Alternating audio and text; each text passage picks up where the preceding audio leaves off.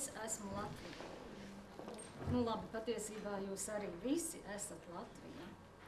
Jo ikdienā mēs patiesībā to varbūt tik spilgti neizjūtam, bet tiklīdz mēs speram kāju pāri robežai, mēs esam tā Latvija.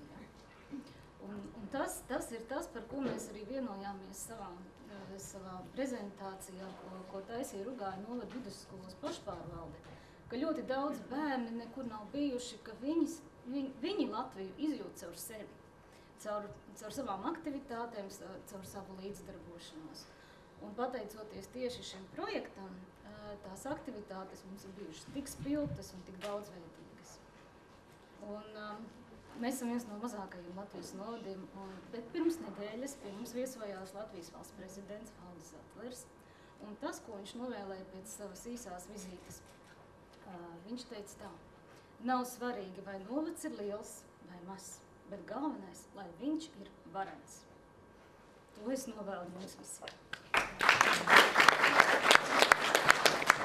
Es padalīšu arī projekta rezultātā. Mums ir skolēni ir plakātā zīmējuši. Tas ir mūsu skolas logotips šobrīd, šī mājiņa.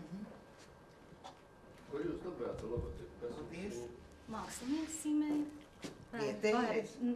Balvu.